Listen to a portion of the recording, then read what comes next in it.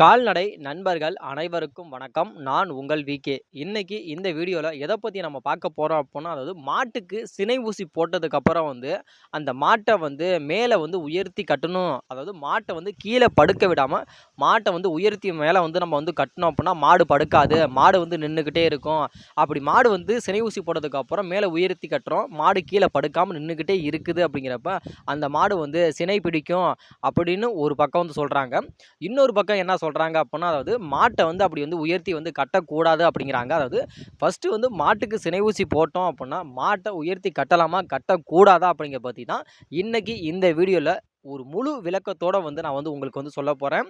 அதுக்கு முன்னாடி இந்த வீடியோவுக்கு ஒரு லைக் பண்ணிக்கோங்க, மறக்காமல் நம்ம சேனலை சப்ஸ்கிரைப் பண்ணிக்கோங்க. இப்போ தர்ற ஆதரவை இன்னும் மேலும் மேலும் என்னோட சேனலுக்கு தாங்க. அதாவது வாங்க வீடியோக்குள்ளே போகலாம். அதாவது ஃபஸ்ட்டு ஒரு மாட்டுக்கு நம்ம சினை ஊசி போடுறோம் அப்படிங்கிறப்ப அந்த மாட்டை மேலே உயர்த்தி கட்டணுமா அப்படின்னு கேட்டால் கட்டக்கூடாது அப்படிங்கிறதா என்னோட ஒரு ஒப்பீனியன். ஏன் கட்டக்கூடாது அப்படின்னா, அதாவது இப்போ ஒரு மாடு பருவத்தில் இருக்குது. அதாவது இப்போ நம்ம சொல்கிறோம்ல, அது உணர்ச்சிகள் அதிகமாக இருக்குதுன்னு சொல்கிறோம். அதை தான் மாட்டுக்கு பருவம் அப்படிங்கிற மாதிரி நம்ம சொல்லுவோம். அப்போ அந்த மாடு பருவத்தில் இருக்கிறப்ப என்ன பண்ணும் அப்படின்னா, அதாவது அதோட ஹார்மோன்ஸ் எல்லாமே சுரந்து போயிருக்கும். அதாவது கர்ப்பப்பைன்னு சொல்கிறோம்ல, அந்த கர்ப்பப்பையில் ஹார்மோன்ஸ் எல்லாமே சுரந்து போய் நிற்கும். அதாவது அவ்வளோ அளவுக்கு அதிகமான அந்த ஒரு சுரப்பிகள் சுரந்து போய் இருக்குது அப்படிங்கிறப்ப, அப்போ நீங்கள் எல்லாருமே கண்டிப்பாக பார்த்துருப்பீங்க. அதாவது வீட்டில் சினை ஊசி போடுறவங்களா இருக்கட்டும், இல்லை கவர்மெண்ட் ஹாஸ்பிட்டலில் சினை ஊசி போடுறவங்களா இருக்கட்டும், அவங்க என்ன பண்ணுவாங்க அப்படின்னு ஃபஸ்ட்டு நோட் பண்ணியிருப்பீங்க. அதாவது ஃபஸ்ட்டு அறையில் அதாவது யூரின் போகுதுன்றோம்ல, அதில் டாக்டர் யாருமே கையை விட மாட்டாங்க. சாணி போடுறதுல அதில் தான் ஃபஸ்ட்டு கையை விட்டு அதில் இருக்க சாணி எல்லாத்தையுமே வெளியில் தள்ளிடுவாங்க. வெளியில் தள்ளி விட்டுட்டு என்ன பண்ணுவாங்க அப்படின்னா, ஃபஸ்ட்டு அந்த சாணி போடுறதுல அதில் ஃபஸ்ட்டு ஒரு கையை விட்டுருவாங்க. அதாவது லெஃப்ட் ஹேண்ட் இருக்குல்ல, அந்த லெஃப்ட் ஹேண்டை சாணி போடுற அந்த ஒரு ஆசன வாயு இருக்குல்ல, அந்த ஆசன வாயுவில் கையை விட்டுருவாங்க. விட்டு என்ன பண்ணுவாங்க அப்படின்னா, அந்த கர்ப்பப்பை இருக்குல்ல, அந்த கர்ப்பப்பை விரிஞ்சிருக்கும். அதை என்ன பண்ணுவாங்கன்னா, அதை குறுக்கி அந்த கர்ப்பப்பை சின்னதாக்கிக்குவாங்களாம். சின்னதாக்கி இந்த விந்தணுவை எப்படி செலுத்துவாங்கன்னா, மாட்டோட அந்த யூரின் போகுதுல்ல, அறைன்னு சொல்லுவோம்ல, அதில் செலுத்துவாங்க. அதாவது கர்ப்பப்பைங்கிறது எப்படி இருக்குன்னா, ஒரு மாதிரி ஒரு வளைவான ஒரு பகுதியாக தான் அந்த கர்ப்பப்பை அப்படிங்கிறது இருக்குங்கிறப்ப, இந்த ஆசன வாயில் கையை விட்டுருக்காங்களா, லெஃப்ட் ஹேண்டை வச்சுருக்காங்களா, அதை பிடிச்சிக்கிட்டு இந்த லெஃப்ட் ஹேண்ட் இந்த ரைட் ஹேண்டில் அந்த சினை ஊசியை அந்த அறை மூலியமாக செலுத்துகிறோன்னா என்ன பண்ணுவோம் அப்படின்னா, ஆட்டோமேட்டிக்கலி அந்த விந்தணு அந்த கர்ப்பப்பைக்குள்ளே போயிருச்சுன்னா உடனே அந்த அறை என்ன பண்ணிடும், மூடிக்குமா. மூடிக்கிட்ட உடனே டாக்டர் என்ன சொல்லுவாங்க அப்படின்னா, சரி மாட்டை குளிப்பாட்டி விடுங்க அப்படிங்கிற மாதிரி சொல்லுவாங்க. டாக்டர் எதுக்காக அந்த மாட்டை குளிப்பாட்ட சொல்கிறாங்க அப்படின்னா, அதாவது அந்த கர்ப்பப்பையானது அதிகமான ஒரு என்னன்னா ஹீட்டில் இருக்கும்.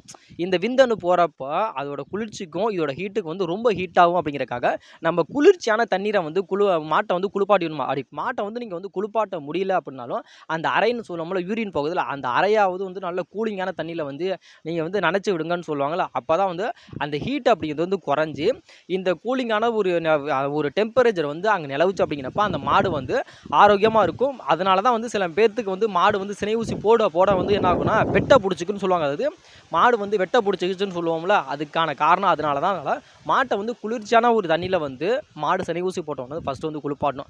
இந்த ஒரு ப்ராசஸ் அப்படிங்கிறது முடிஞ்சிச்சு. அது மாடு எப்படி சினை ஊசி போடுறாங்க அப்படிங்கிறதுக்கான ஒரு முழு விளக்கம் உங்களுக்கு தெரிஞ்சிருக்கும். இப்போ சினை ஊசி போட்டாச்சு மாட்டுக்கு. அந்த மாட்டை மேலே உயர்த்தி கட்டணுமான்னு கேட்டால் கட்டக்கூடாது.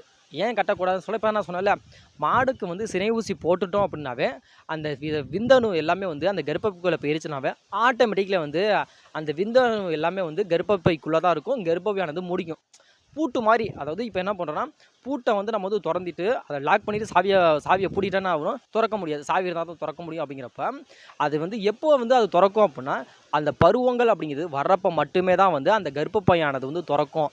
அதுக்கப்புறம் விந்தணு உள்ளே போயிருச்சுன்னா முடிக்கும். அதுக்கப்புறம் எப்போவுமே அது அந்த கர்ப்பப்பையானது திறக்கவே திறக்காது. பருவங்கள் வர்றப்போ மட்டுமே தான் வரும். அதாவது 21 நாள் கழித்து அந்த மாடு பருவத்துக்கு வருதுல்ல, அப்போ மட்டுமே தான் அந்த கர்ப்பப்பை திறக்குமே தவிர, நினச்ச நேரத்துக்குலாம் அந்த கர்ப்பப்பை திறக்குமான்னு கேட்டால் திறக்காது. அது நம்மளோட வீட்டோட வாசல் கிடையாது. நினச்ச போக்கெல்லாம் அது திறக்க முடியாது. அந்த பருவம் அப்படிங்கிறப்ப மட்டும்தான் அந்த கர்ப்பப்பையானது திறக்கும். திறந்த உடனே அந்த விந்தணு உள்ளே செலுத்திட்டோம் அப்படின்னா ஆட்டோமேட்டிக்கலி முடிக்கும். அதுக்கப்புறம் வீட்டுக்கு மாட்டை மேலே கட்டினாலும் சரி, இல்லை கீழே கட்டினாலும் சரி, இல்லை சைடில் கட்டினாலும் சரி, எப்படி கட்டி அந்த மாடு கீழே படுத்தாலும் மாடு சினையாக தான் இருக்குமே தவிர அந்த மாடு களைஞ்சு போகும் அப்படின்னு சொல்கிறீங்களா, அதெல்லாம் எதுவுமே நடக்காது. மாடு ஒரு ஆரோக்கியமான ஒரு மாடு இருக்குது. அதாவது இப்போ ஒரு மாடு இருக்குன்னா அந்த மாடுக்கு வந்து குடல் புழு நீக்கம் வந்து பண்ணியிருக்கீங்க. மாடு வந்து நல்லா ஆரோக்கியமாக இருக்குது.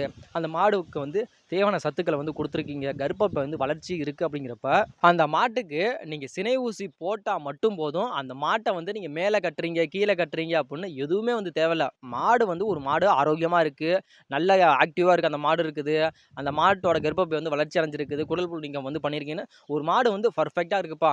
அந்த மாட்டுக்கு வந்து ஒரு கன்றுக்குட்டியை ஈன்ற அளவுக்கு எல்லாமே இருக்குது அப்படின்னு தெரிஞ்சிருச்சு. அந்த மாடு சினை ஊசி போட்டோன்னா நீங்கள் என்னதான் வந்து அந்த மாட்டை வந்து குளிப்பாட்ட கூட தேவையில்ல, கீழே நீங்கள் வந்து கட்டினாலும் அந்த மாடு சினை பிடிக்குமான்னு கேட்டால் கண்டிப்பாக வந்து சினை பிடிக்கும். சரிங்களா?